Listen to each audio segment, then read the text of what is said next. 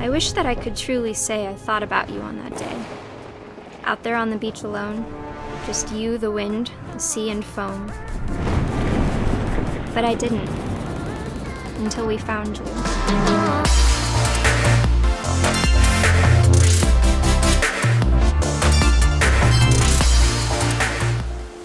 Edie said she dreamed about the old house every night.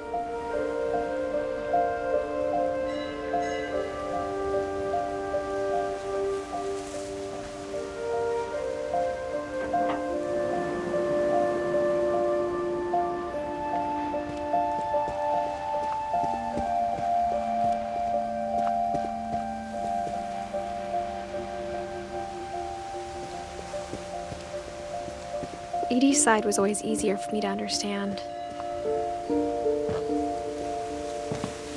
But the older I get, the more I can see where my mom was coming from. Her dad had been pretty strict, but it wasn't enough to save her brothers. She was just trying to do better.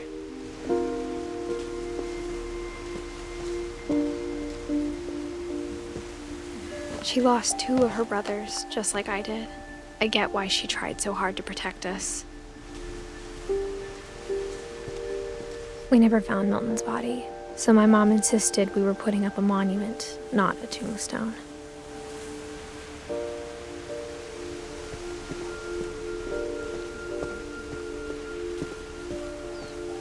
There's so many things I wish I could ask my mom now.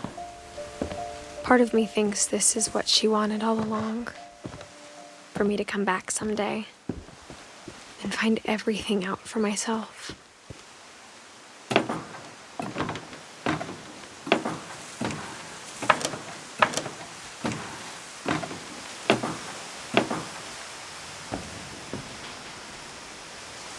But looking back on it now,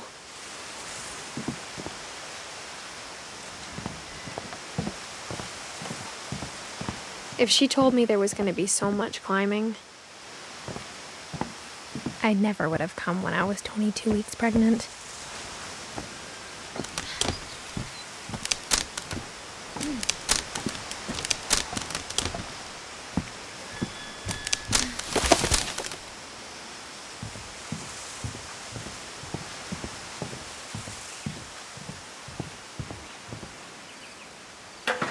I never met Grandpa Sam, but I think he and my mom had a lot in common.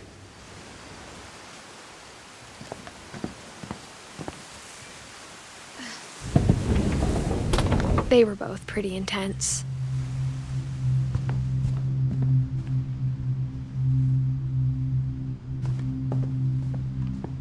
Instead of hiding from death, Sam seemed to go out of his way to meet it.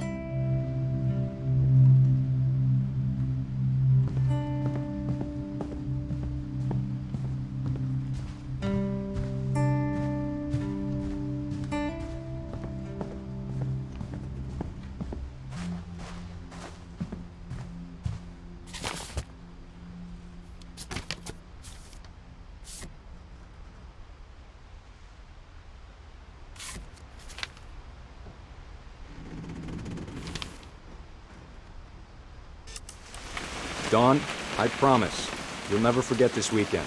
Yes, sir. These memories are gonna last a lifetime. Am I gonna have to shoot anything? It's a hunting trip, Dawn. Shooting is strongly encouraged. What? Perfect. It's gonna rain the whole weekend, isn't it?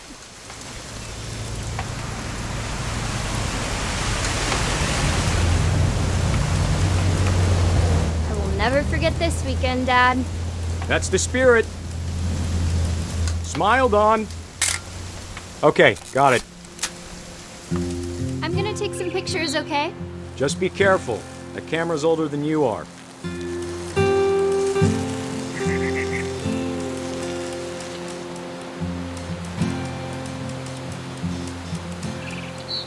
You're right, Dad. It's starting to clear up. Still freezing, though.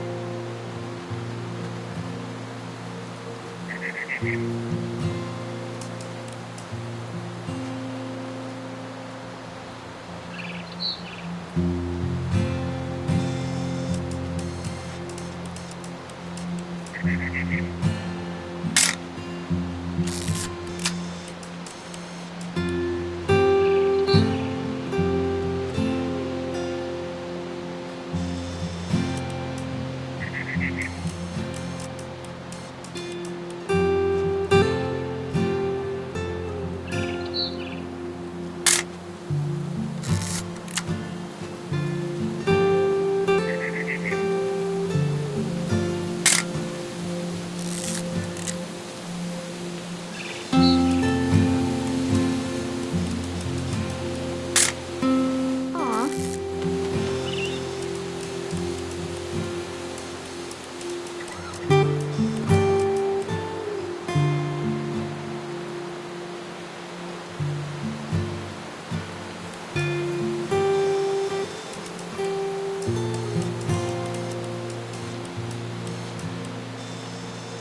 Definitely should not have drunk all that coffee. Hold still while I take a picture of you. Hey! That's a keeper. I'm just saying, I'm not always gonna be here, Don. You'll need to remember this stuff, if you want to survive. I'll be fine, Dad. You know who else thought he was gonna be fine? Some guy who died. Don, I'm being serious. I know, Dad. You're always serious. Doesn't being out here make you want to chill out? Well, to tell you the truth, I haven't been out here in 20 years.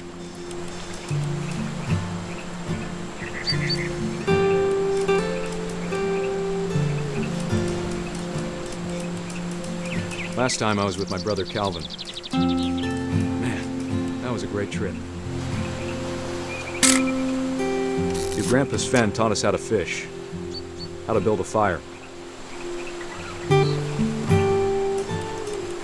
We found an old logging trail. There were deer everywhere. I bet if I could remember where that trail was, we'd spot a buck for you in no time. Give me a minute to check the map.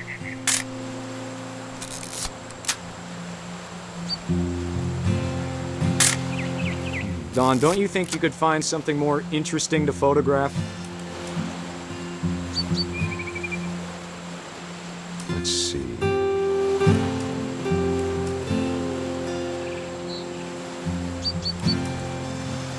Maybe. Dad! Good eyes, Don.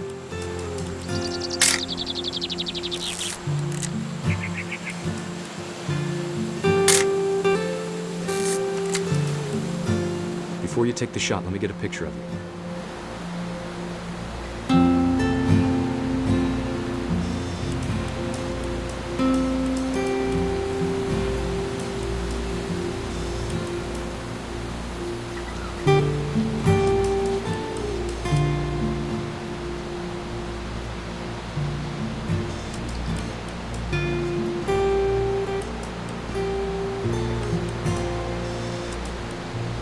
Dad, I... Just breathe. Turn off your imagination. Focus on your target.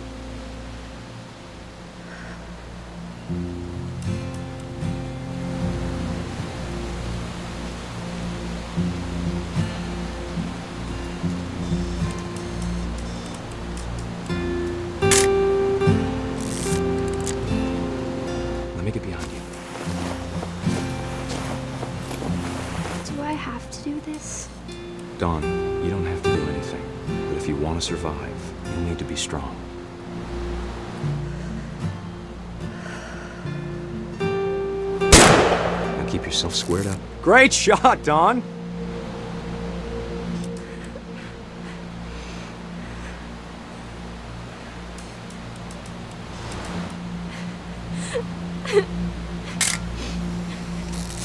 I'm proud of you, Don.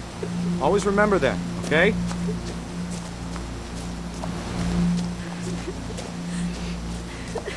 Dad, it's twitching. I think That's it's... totally normal, Don. Just focus on the camera. Try not to think about... Dad!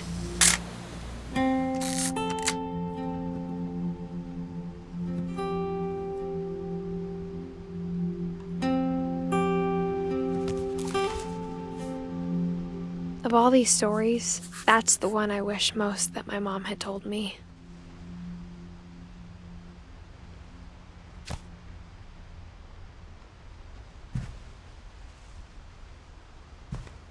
Sam spent his life shooting photos, but Mom said he got nervous being in front of the camera. I guess we're all afraid of something.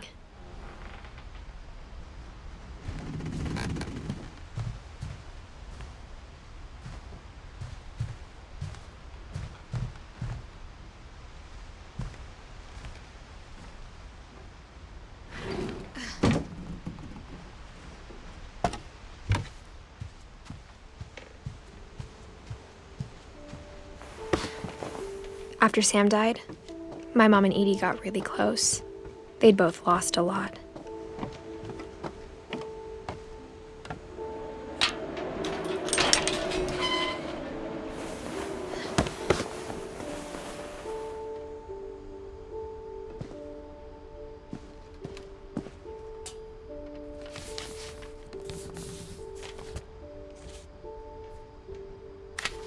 Dear Kay, do you remember the way Gregory used to laugh when he thought he was alone? Like something funny was happening, but only he could see it.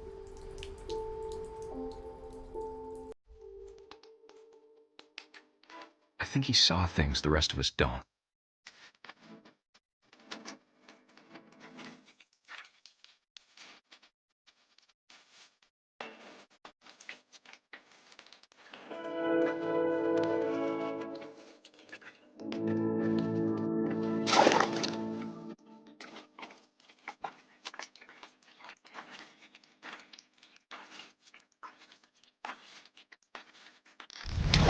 Over, Gregory. It's time to... Hold on, sweetie. Hello? Sam, I told you I don't want to talk right now. I wonder what he saw.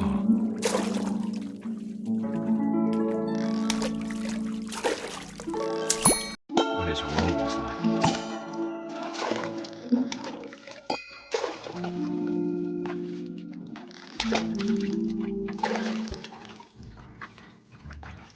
He reminded me so much of Calvin.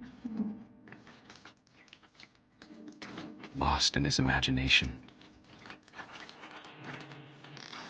Whatever it was he saw.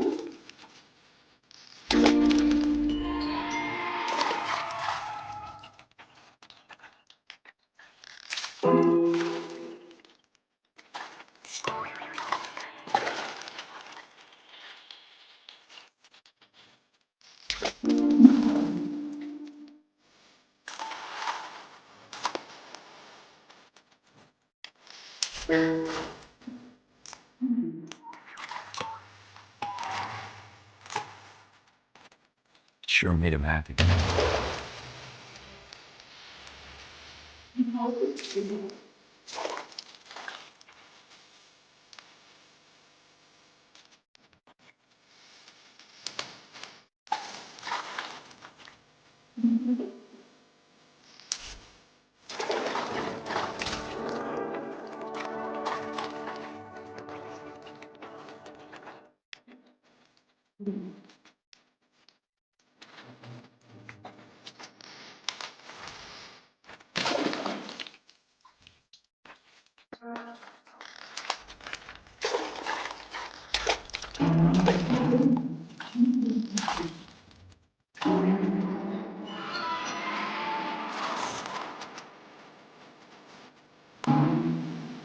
I knew how silly it sounds.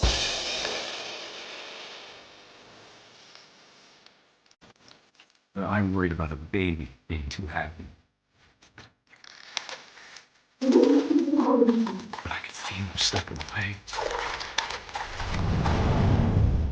Sorry about that, Gregory. I know you did everything you could. Maybe if I hadn't called that night. Damn it. Hold on, I don't want Gregory to hear this.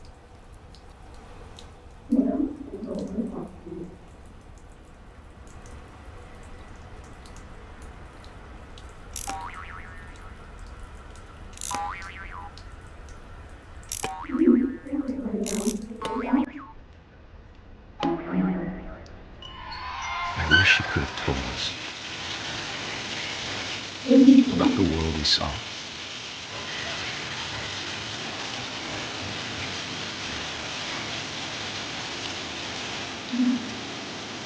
There's so much I don't understand about Gregory.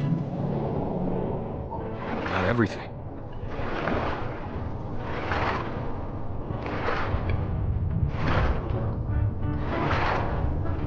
I know what happened wasn't your fault.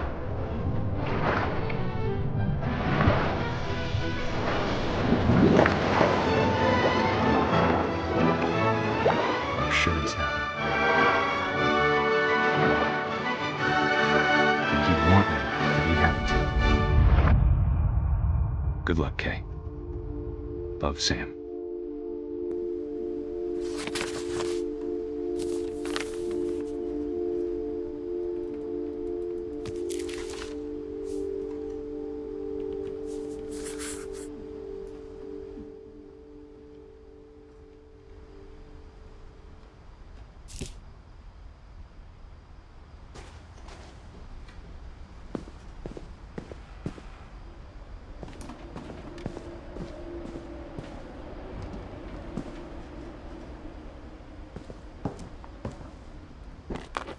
My mom moved up to the loft after her brothers died.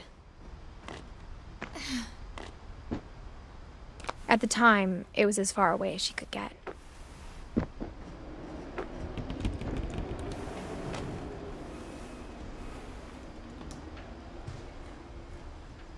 Religion was another thing my mom never talked about, but I think it helped her a lot after her dad died.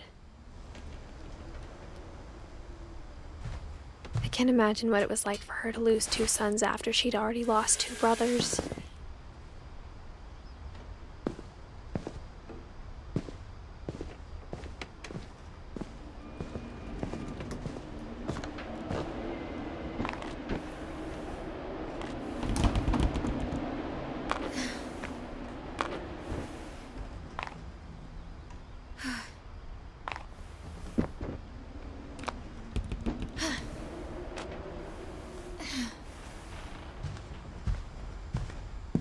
She spent a summer building houses in Calcutta, where she met my dad, Sanjay.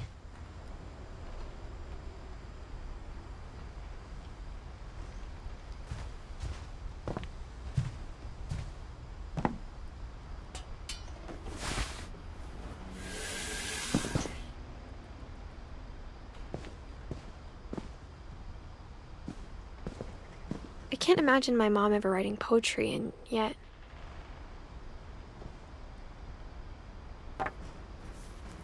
A poem for Gus, who always said the wedding was a bad idea.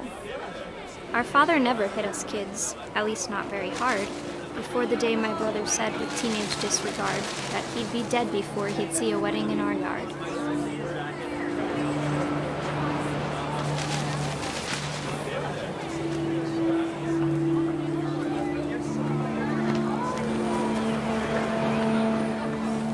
My father made him come, of course, but Gus stood far apart, just flew his kite and bottled up the storm inside his heart.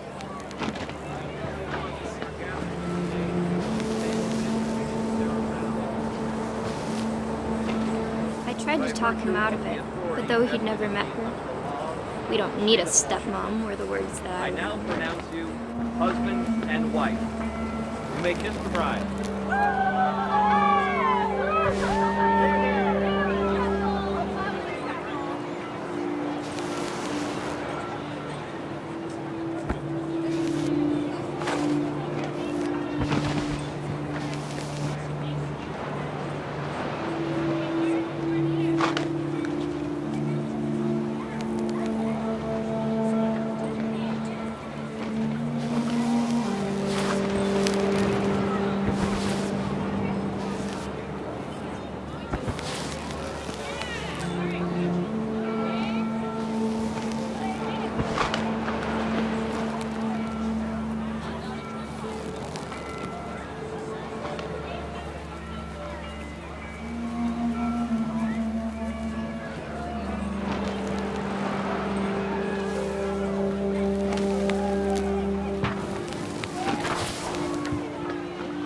When the time for photos came, Dad ordered him to come here.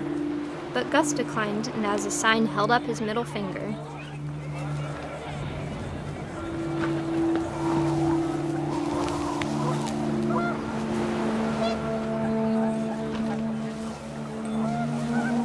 The wind picked up and panicked geese appeared and quickly went. But all the humans did that day was go inside the tent.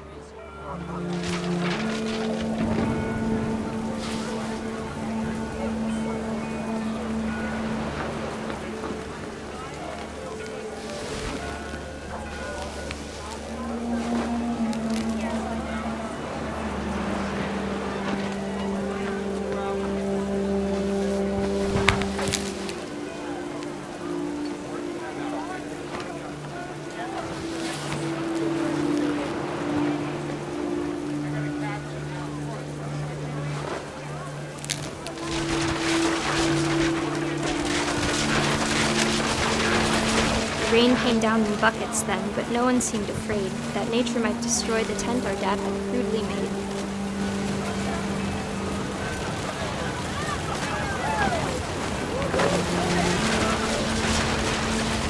The thunder sounded much too close and full of angry power. But all my father said to this was, "Make the music louder."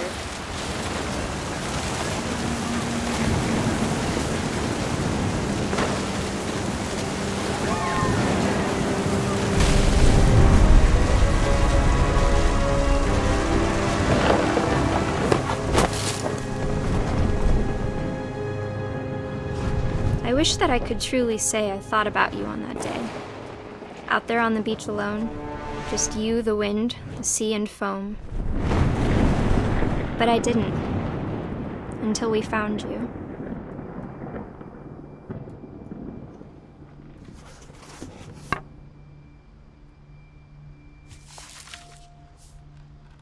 She never talked about him, but Mom told me once if I was a boy, they were going to name me Gus.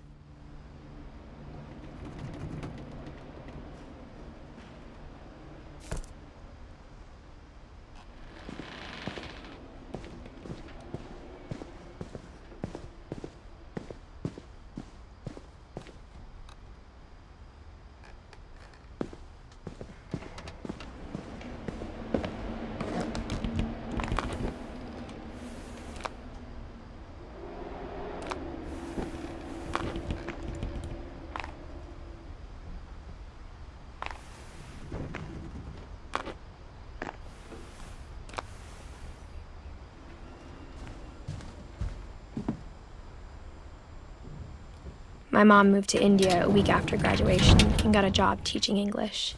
Louis was born a year later.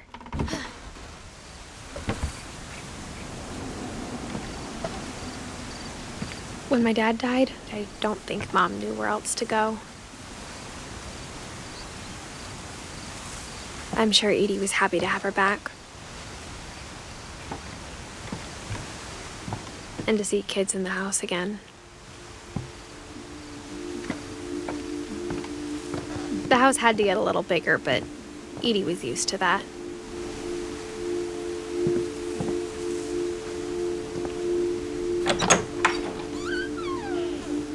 And for a while, things were good, almost normal.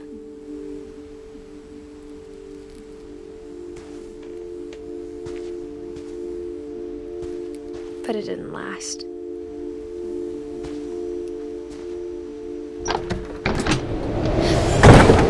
The beginning of the end was Milton's 10th birthday, when Edie gave him a castle.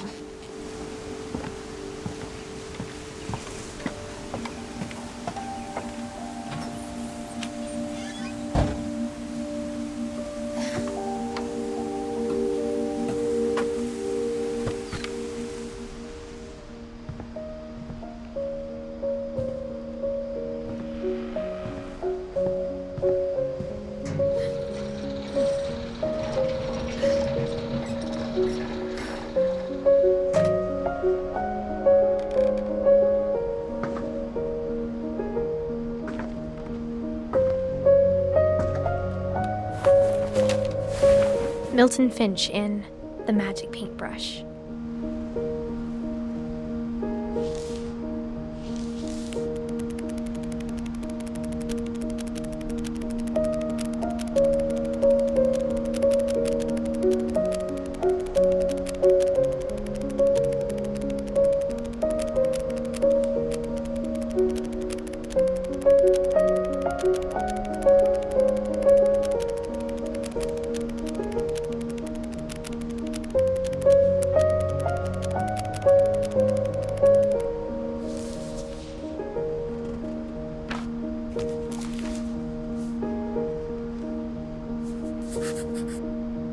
was 4 when Milton disappeared.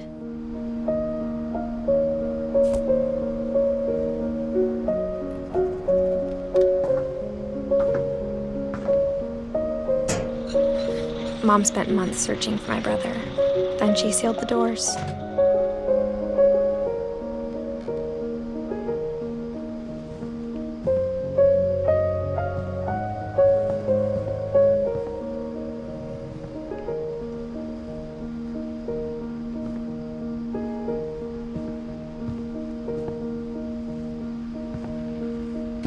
Whatever Milton had found in the house, Mom didn't want it getting out.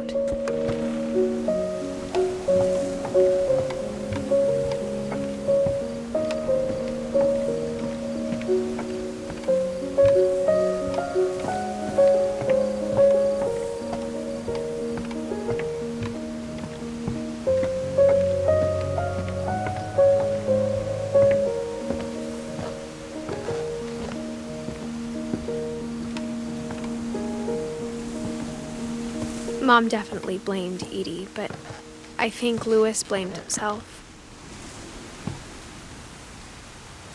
After he graduated, he just spent more and more time in his room, until Mom got him a job at the cannery.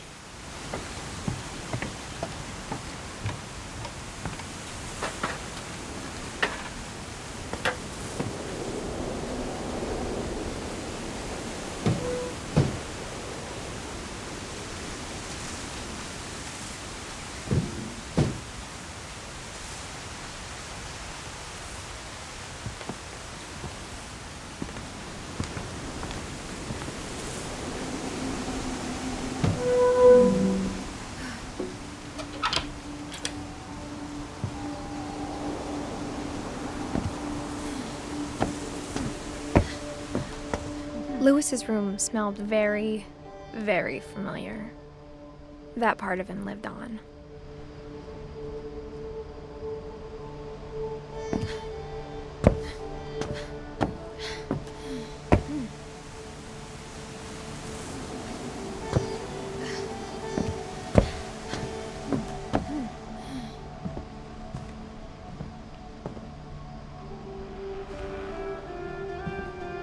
Louis and I spent a lot of time playing games together, but he was surprisingly bad at them.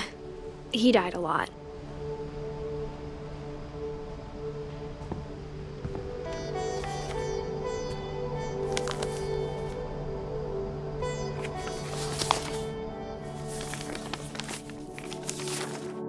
Dear Mrs. Finch, as Louis's psychiatrist, I can understand your desire for an explanation.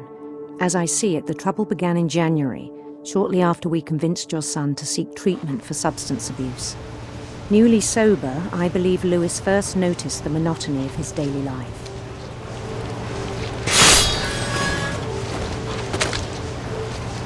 He kept working at the cannery, but he withdrew part of himself. In our sessions, I saw the same behavior. His mind began to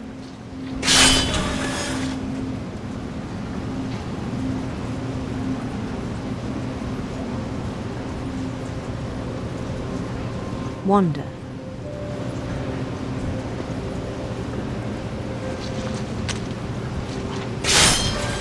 I asked him to describe it. He said he started small.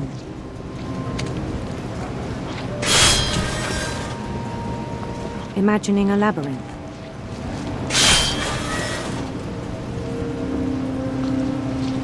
He'd feel his way about. Then something moved. Bats. And toads.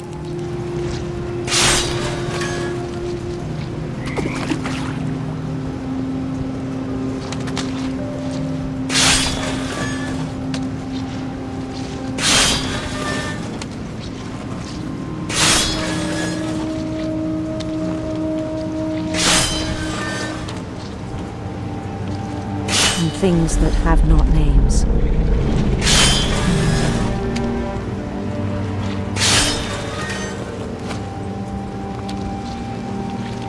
He knew it was all in his head.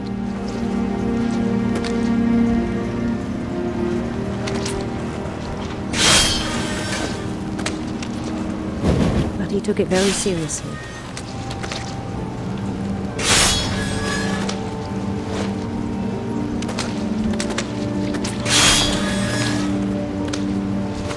I had hoped he'd find himself.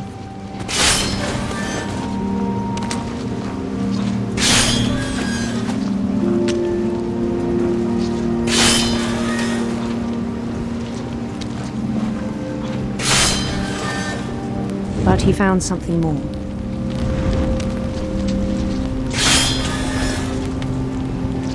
I worried about him then. Daydreaming at the cannery, I spoke with his boss. But he said Lewis had become a model employee. Methodical, tireless, focused. Like a whole new Lewis. So I let him go on.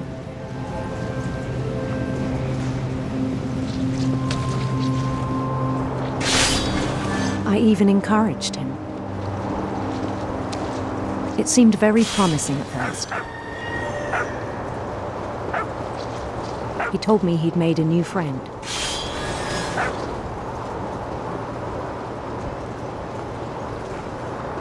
On the edge of a city he named Lewis Topia. He built the city up slowly, brick by brick. Then he made musicians.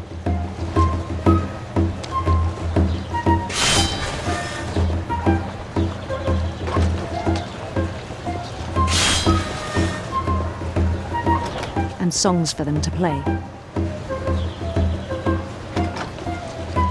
He talked about starting a band.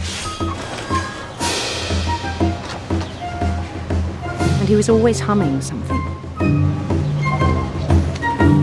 Every day his imagination grew stronger.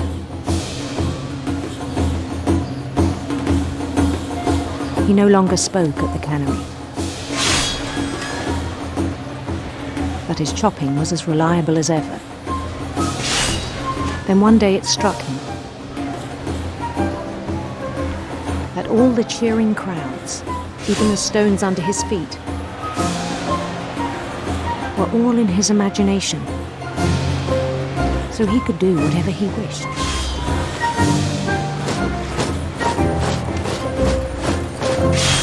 He held an election for mayor. And he won.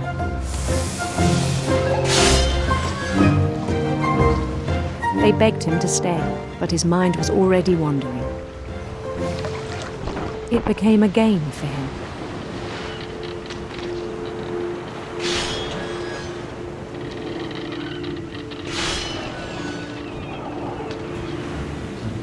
He'd conquer a city, then immediately push on.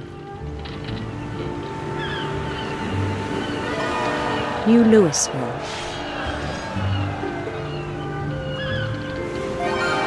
St. Louis. He started drifting away from our reality.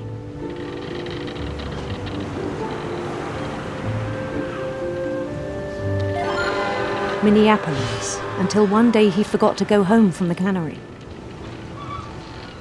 Even as his mother pleaded with him, part of Lewis kept sailing on.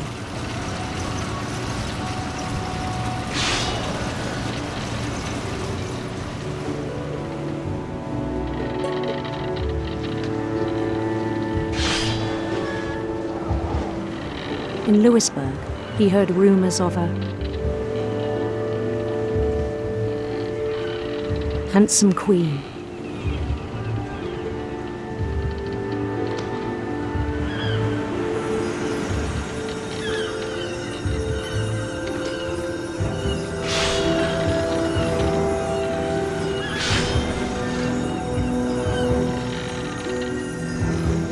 The queen was on her own quest for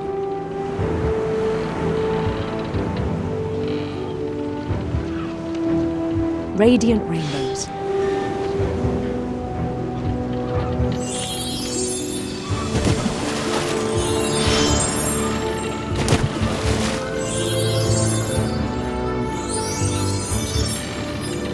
followed the sound of her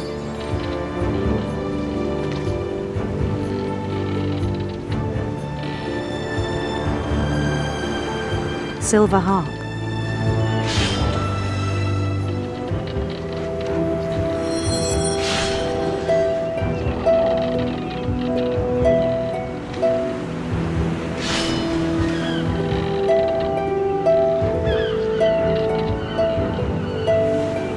His chase led him to a golden palace east of the sun and west of the moon. Even then, his logic remained sound.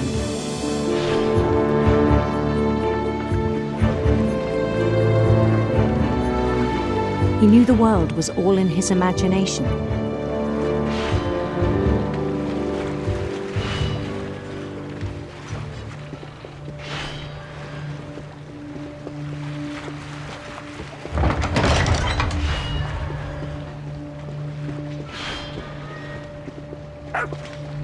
But he was so proud of having created it. In his own eyes, he'd become something greater than a king.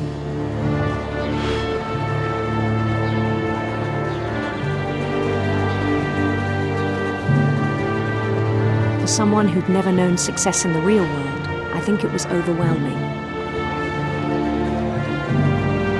And then it struck him that the real Lewis was not the one chopping salmon, but the one climbing the steps of a golden palace.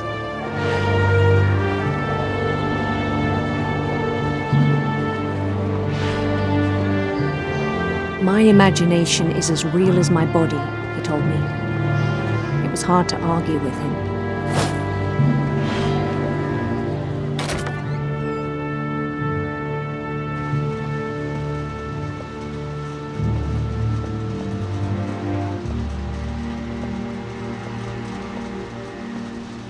He began to forget the world we know.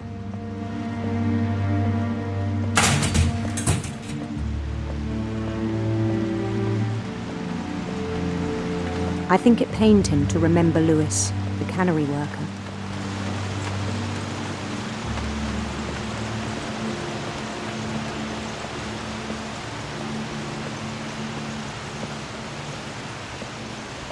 He began to despise the man with a royal contempt.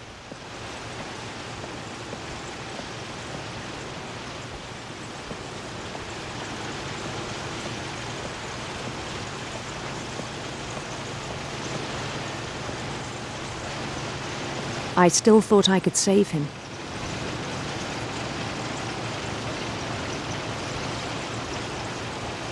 Even after he said he was being crowned king over all the lands of wonder.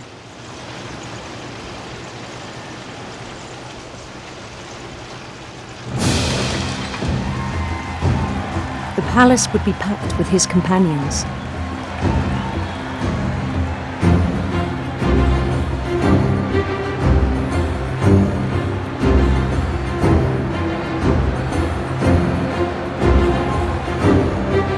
Including the wise Calico who'd insisted on advising him.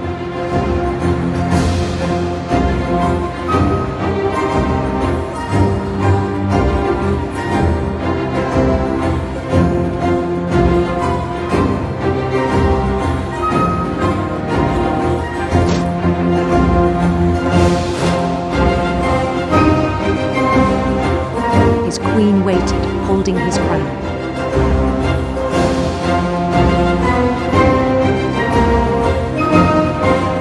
There was only one thing left to do.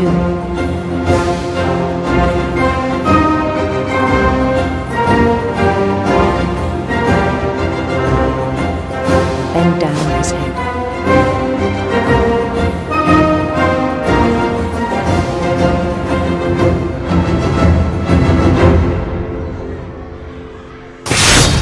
And the rest I think you know. Mrs. Finch, your son was a kind man who will be missed by all of us who knew him.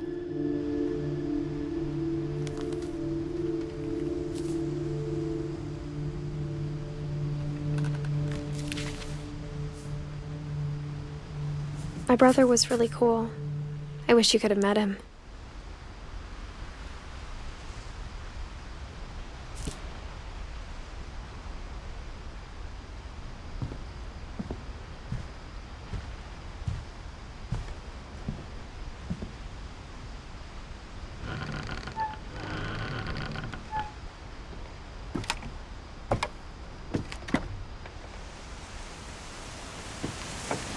On the way back from Lewis's funeral, my mom told me to start packing. She waited until the day before we left to tell Edie. I'm not sure if she wanted to make it easier or harder.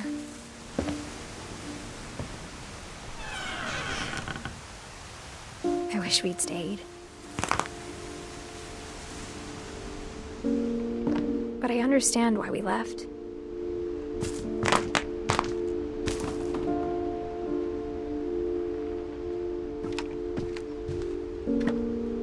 My mom ended up leaving everything behind.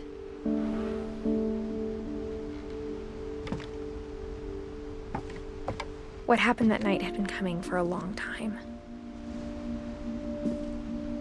Maybe it should have come sooner.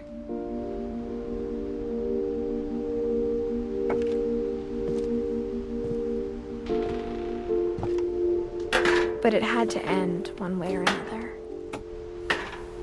All that's left now is to tell you about that last night.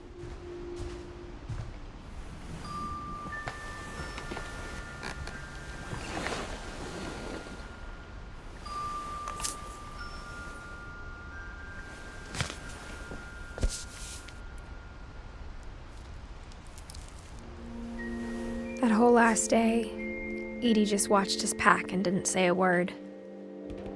Until supper, when she raised her glass and said, "To our final night together, and all our final nights apart." Grandma, you know what I said about alcohol.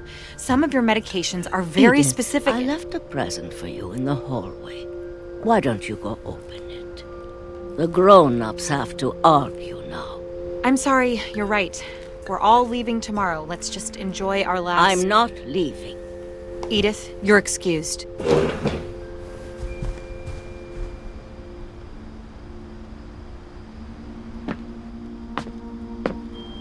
The power had been shut off that morning, but Edie always had plenty of candles. When my mom sealed the library, I don't think she knew about the other entrance. Or that Edie had a key to it.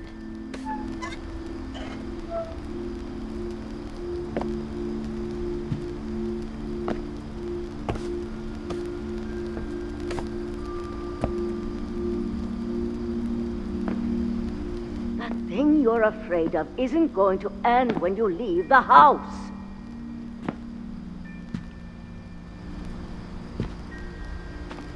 Edith has a right to know these stories. My children are dead because of your stories. I think it's best if Edith and I leave tonight. We'll have the nursing home send a van for you in the morning. Okay?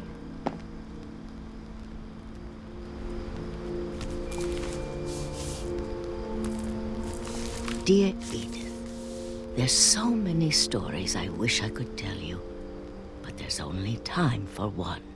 This is about what happened on the night you were born. That night, the tide went way, way out. It was the first and last time I ever saw the old house aground. There'd been an earthquake out in the middle of the ocean. They called it the lowest tide in 1,000 years. God, it smelled awful. You know, I've seen that house every day of my life.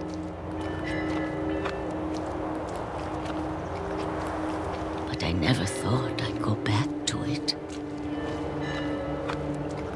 When the fog rolled in, I lost my way.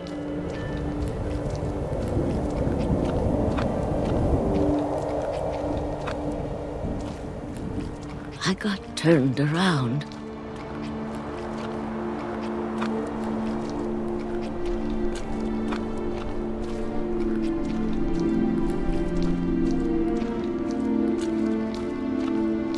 For a while, I wandered. I started seeing things.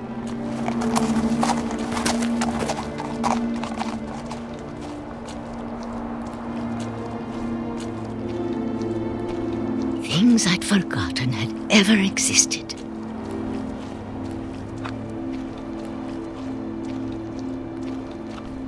But when I saw them, they felt like old friends. That night, a lot of things came back to me. Or maybe I came back to them.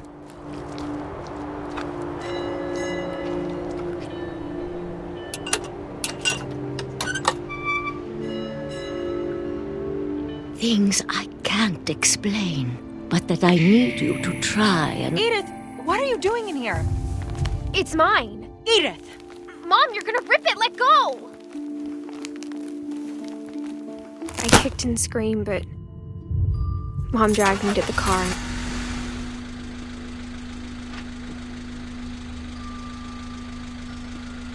I never saw Great-Grandma Edie again. The next morning, the van came to pick her up, but she was already gone. After that, we moved around a lot.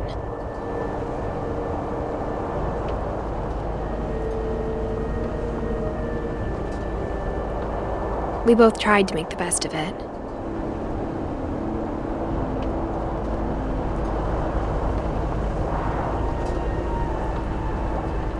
A few years went by.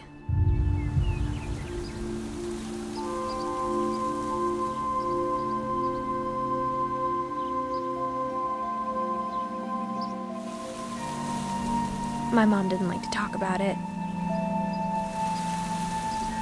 but she started getting sick a lot.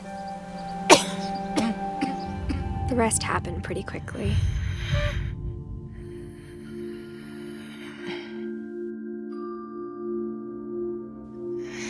She got better for a while, and then she didn't. And then I was alone.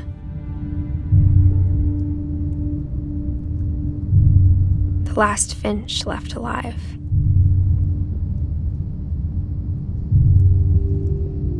Until I found out about you. I'm still not sure what to tell you about all this. If we lived forever, maybe we'd have time to understand things. But as it is, I think the best we can do is try to open our eyes. And appreciate how strange and brief all of this is.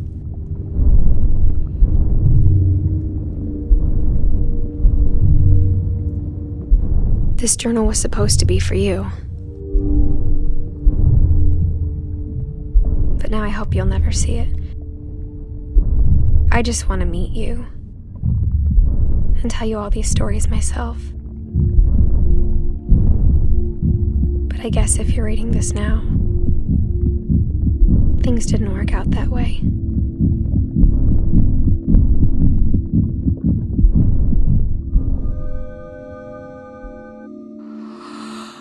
This is where your story begins. I'm sorry I won't be there to see it. It's a lot to ask, but I don't want you to be sad that I'm gone. I want you to be amazed that any of us ever had a chance to be here at all. Good luck.